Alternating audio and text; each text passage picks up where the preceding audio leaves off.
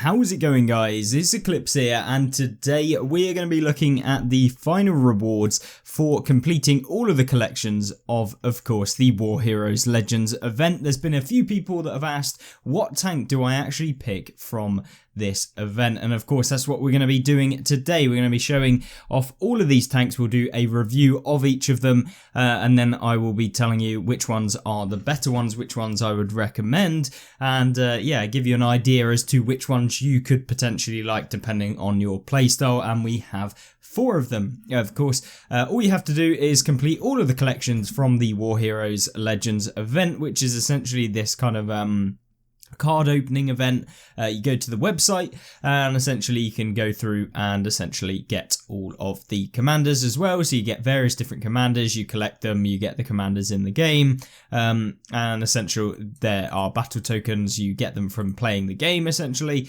And if you haven't already, I would recommend actually just going to the War Heroes Legends site. It comes up with this one. You can start your journey, blah blah blah, you sign into your account, and you can see someone has sent me a request. We'll jump into my account real quick so I can show you how to do it. So here you go. Of course, someone has sent me a friend request, or a friend gift even, which is of course 000 Scouse 000, who sent me a gift, so we can accept that one. And then you can get to unwrapping your cards. Once you've got all of the commanders in the collection, you will get the good reward at the end of it. You can see I've got 14 battle tokens, and essentially you unwrap them and you'll get all of the rewards here. You can see essentially you complete the collections. Back to our collection, you can see which ones we've actually got out of them essentially here, and you can always gift them to your friends. We did do a little review of it. You can see the D-Day collection, we've got all but the George S. Patton, and yeah, you've got various different collections that you can have a look at, and then once you've got all of them, you'll get the free tier 8 premium. So we can just open one more and see what we get, but essentially it is just this. It's opening up the packs. It's very easy. You are essentially able to just get anything that you want. Now I don't know why it's not working there, but yeah, hopefully. And you can just keep on doing this with your battle tokens, which you just got from playing the game. I think you have to play like 5 games or something like that. I don't know why it's not showing, but yeah, there you go. And essentially you can just gift your friends the cards. If you think that you've got too many of one, you can get the other ones as well. So yeah, I mean, it's an interesting event. I kind of like it. Would have been nice to have it in the actual game itself. It would be very nice if we had these sorts of events in the game rather than on a website, which kind of sucks. But anyway, back to the tanks. Here you go. With the ones you can get once you've got all of your kind of collections, it's very easy to actually collect them all. I've just not been keeping track of it. I have all of these tanks, so there was no real incentive for me to do it. But number 1 was the Canonan Jagdpanzer. We got the T-72 Ural, the WZ-121 GFT, and the King Dragon Type 59. So we'll jump back over to the console so we can actually see these tanks in the game, and I'll give my review of each of them, how you can set them up, and of course which one you should probably pick first if you haven't got any of them, in my own opinion. So here we are in the actual game. We do have the 3 tier 8 World War II vehicles, and then we can take a look at the Cold War vehicle, which is the T-72 Ural. But most importantly, let's start off with the King Dragon. We've got them here for you guys, and essentially this tank is very, very good. If you've played the Type 59-2, it is basically a skinned version of the Type 59-2, and this one's very, very good indeed. You can see it looks cool. I think it's actually quite a nice camo. I mean, it's kind of like a you know, it's just a nicer version of the Type 59-2, which is a better version of the Type 59-1, which, yeah, I mean, it's an interesting one. And the good thing about this tank is that it gets 390 alpha damage. You have pretty decent penetration for a tier 8 medium, whether that be your standard rounds or your premium rounds. You are going to have to fire a bit of premium rounds in this tank, but you know, that is the case with a lot of tier 8 mediums, to be honest with you, especially when you're coming up in tier 10 games. But for the tier that you're at, you probably don't need to use as many premium rounds for sure. So, you know, it's just a case of use them when you need to. And the the great thing is that the standard rounds are APCR, so they're very good at tracking tanks as they kind of are moving at high speeds, etc. 1460 meters a second shell velocity, which is fantastic, and very, very good for, you know, hitting people on the move and just being able to pinpoint those weak points very easily. The heat rounds, not as quick, but they do have that increased penetration, which is what you want, and it's more for when you're brawling with those heavy tanks in this one. So yeah, and the HE is actually not too bad. It has 53 penetration, so you're able to, you know, deal with a lot of the light tanks you'll be facing with that penetration, and even some of the medium tanks or some of the heavies if you manage to get up from behind, which is a nice additional 90 damage per shell. But yeah, you know, it's situational, so I only take 4 in my tank. Got a good distribution. I don't feel like you need to fire only premium in this, but we've set it up in the way that you've got advanced optics.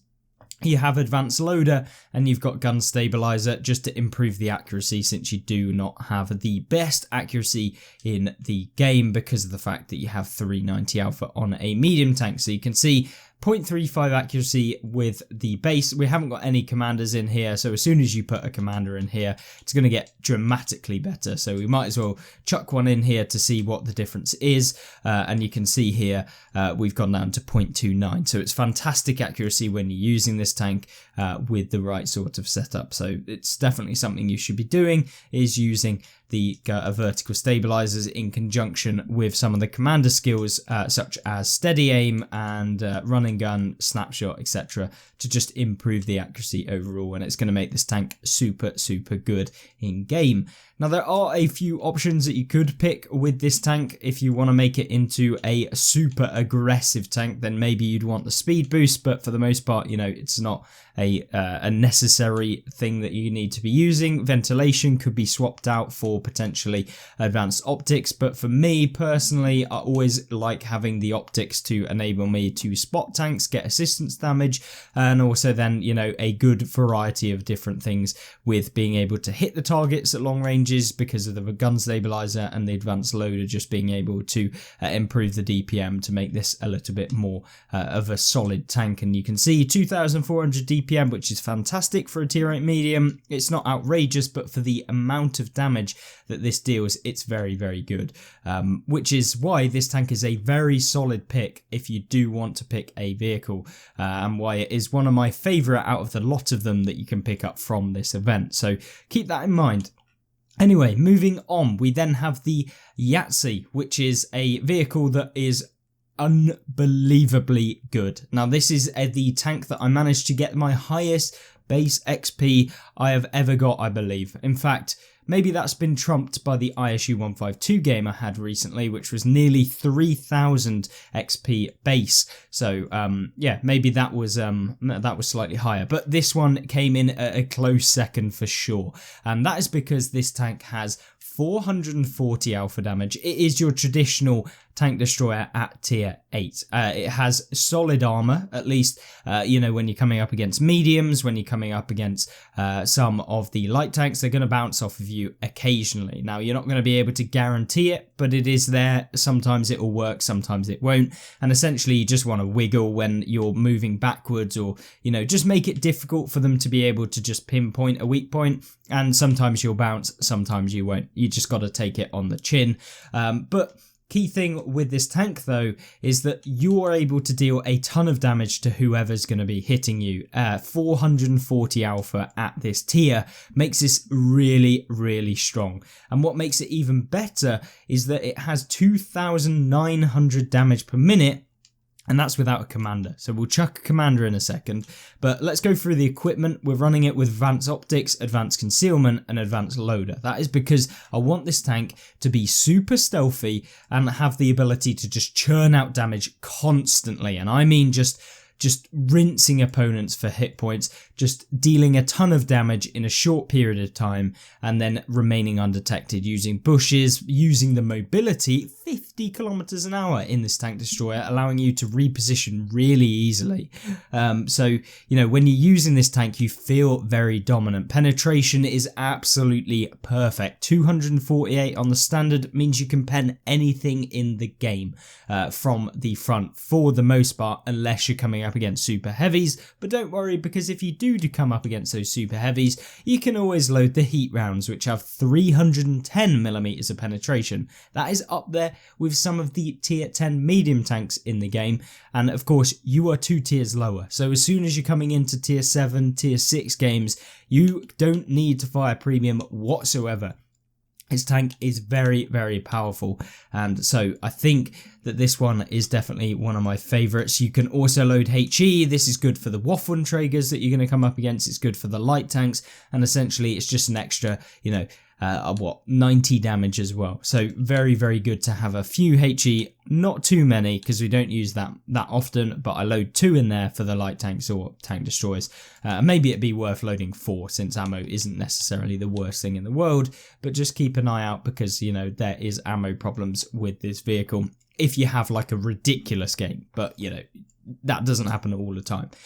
So yeah, for the most part, absolutely fine in that capacity. And I guess we can chuck in the commander here. This is what is going to make this tank insanely good, and that is because the damage per minute goes up to 3,400. You've got 0.3 accuracy, so it's super accurate. It reloads in just 7.7 seconds to do 440 damage. It has 6 degrees of gun depression. It is just my perfect vehicle as a tank destroyer at tier 8. This is my go-to pick. If I wanted to be a competitive tier 8 tank destroyer, this is the one I would pick for the most part, unless of course you're looking at the NM116, but that's a slightly different playstyle, plays more like a medium. But this one, traditional tank destroyer, this is my pick every single day of the week.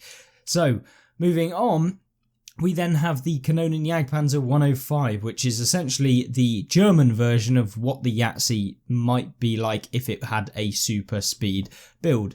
Now this tank can go up to 70 kilometers an hour because 70 kilometers an hour on a tank destroyer is pretty perfect. I would run this tank with, of course, advanced loader with advanced optics, and then I would also run it with advanced concealment, since my tank destroyers, when I play them, I always like to go with the camo build so that you have the ability to remain undetected, hide at the back of the map, relocate, move where you need to, and of course that is what we go for. You can see here 440 view range, 204 still concealment. You have basically no chance of being spotted unless you choose to be spotted, which is what makes this tank very good, much like the Yahtzee, which is what this game is all about. It's just basically outplaying your opponents by knowing more about the mechanics and just using the tank's advantages to your advantage, and this tank does really well at doing that. Now we haven't got a camo on this vehicle.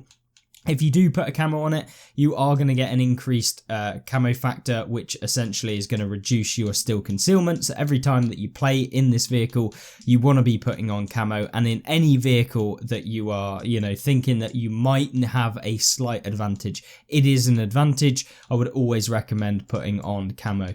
And it's not that expensive either to be able to do it. So you can see there, just by putting on camo, we got an extra 15 still concealment there, like a reduction of 15 meters. So that is a big change, and it is going to be the difference between you being detected and you not being detected in some cases. So it's always worth having camo. It's very underrated in the game. I feel like people don't always put it in, and it's something that everyone always seems to forget, but it is something you should always do if you are trying to optimize your tank and have the best results possible. But more about this tank, let's have a look.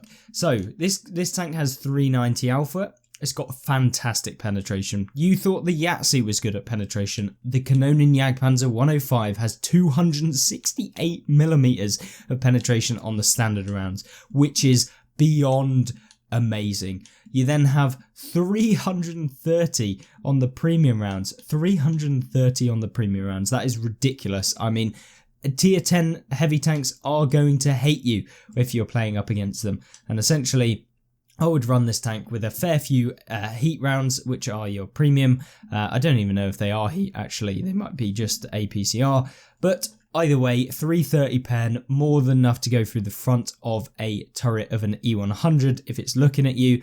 More than enough to go through the Mauser's turret, etc. All of these heavy tanks, they are your dinner for every single game that you play. And so just keep that in mind when you see this in the game, is that it is going to pen you for the most part if someone isn't a complete animal and just bottles their shot entirely. But either way, very, very solid. Consumables, we aren't even running any in this tank at the moment, so as soon as we put those in, you'll see that the still concealment goes down slightly, the vision range goes up. It makes this tank unbelievably good, and you can see that the damage per minute goes up to 2,765, so it doesn't have the best damage per minute, and the Yahtzee has that advantage. But this one gets the 70 kilometers an hour, which makes it more able to actually move around the map a lot quicker than the Yahtzee. You're able to be a bit stealthier, but you do lose the armor of this vehicle since it can be penned by basically everything. You can see it's basically like 20 to 30 millimeters on everywhere on this vehicle. So yeah, not ideal. That's absolutely, definitely not ideal. So yeah, I mean, it's not going to be fun. It isn't going to be fun at all if you're getting hit. And often HE rounds can actually pen this super easily in the side, and it doesn't take a lot. So if you're playing up against one of these things, just HE is going to be able to pen the side of it very easily. So just keep that in mind. But very solid tank, very good for redeploying. It's almost like a tier 8 E25 if it didn't have the fast firing gun. So this is essentially a tier 8 E25, super stealthy, super hidden, can move around the map super quickly, but it just doesn't get that fast fire rate, but it does get that chunky gun, so at least you don't have to poke as many opponents or try and find as many opportunities to fire in this tank. So it's a solid pick. I like playing it, but I wouldn't say it's the better of the two tank destroyers that you can pick between the Yahtzee and the Canonan Jagdpanzer 105. And so for the Cold War vehicle, we have the T-72 Ural, which is the escalation era heavy tanks, you know, main battle tank sort of vehicle that we have in the game. And it has this very, very good ability to deal quite a lot of damage in a short period of time because it has, you know, good penetration, it has good damage, and is capable of going a extremely fast speed for a heavy 60 kilometers an hour, has decent chunk of hit points, and you also have a decent amount of damage per minute, reloading about 9 seconds, and that is without a commander in it. So if we chuck a commander in here, hopefully we can see how fast this tank can go. Or how much damage it can deal. So 4,100, so it's pretty good. 8-second reload, 550 alpha, very good. Armor wise, has a decent chunk of armor. It has quite a few space plates. It is able to be penned, but you know, the lower plate has this weird spaced armor on the bottom of it. So it's quite a hard hit to actually hit. And also when you side scrape in this thing, it has these weird space plates which can hide like the armor. And when you start putting them in this sort of orientation and you're trying to side scrape out like that, they really find it a struggle to actually pen you. Now, that's because, you know, you're going to have to go through loads of spaced armor on the side, and it's basically invulnerable when you do side scrape with this thing. So it's just a pain. And also, it's cupola. It's not huge. It is there, and it can be penned, but, you know, it's just a bit of a nuisance, to be honest with you. But overall, this tank's armor works quite well at the tier that it's in. Is it as good as the FE4211? For sure, no. But it does have a little bit of something. It has 50% silver earn rate as well. It has a 125% crew XP earn rate as well. So it's there in the game. I think the tank is pretty solid. You know, it has everything that you want from a heavy tank. It's not outrageously good, but it'll earn you a ton of silver. So if you are after a pure earning silver build, or a silver tank that is going to be able to earn you know 200,000 silver every single game that you play, maybe even 300,000.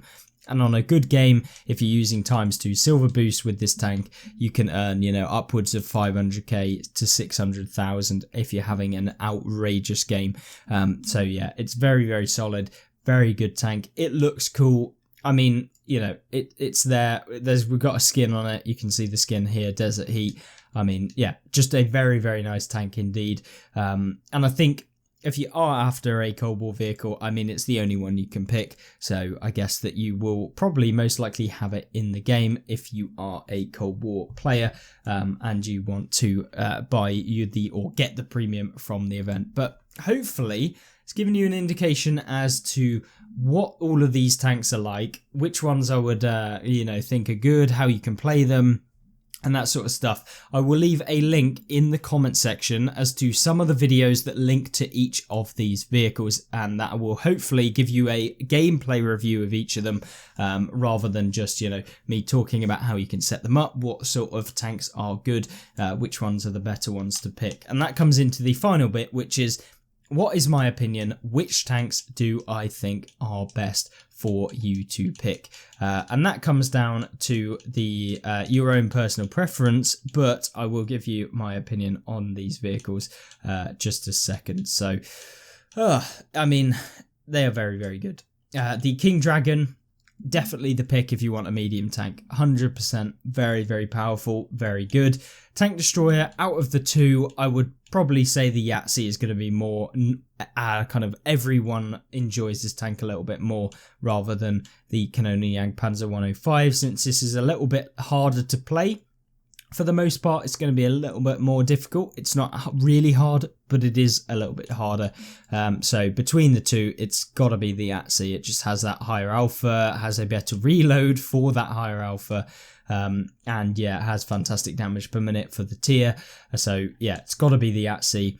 And so it's really between the King Dragon and the Yahtzee for me. And of course, depending on if you want the silver, then T72U is going to be the one you want to get.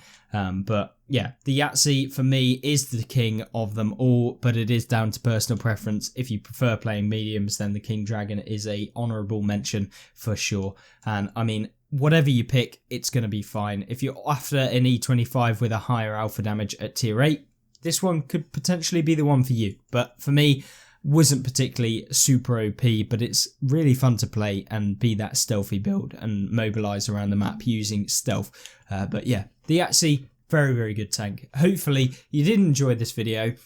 If you did, please hit that like button. Let me know what you would pick out of all of them. Let me know what you did pick if you have. And yeah, I'm interested to see what you guys' opinions are. And hopefully that answered the question as to which of the War Heroes event tanks should you pick, or what tanks are good, the sort of advantages, disadvantages that each of them have. And yeah, let me know in the comment section down below. Don't forget to check out some of the videos correlating to each of these tanks if you want more detailed gameplay, how they actually play in the game. Then yeah, have a look at these videos in the pinned comment in the comment section, and of course let me know if you enjoyed these vehicles yourself. I hope you have a fantastic rest of the day, and I hope you have a fantastic rest of next week, and I'll see you there.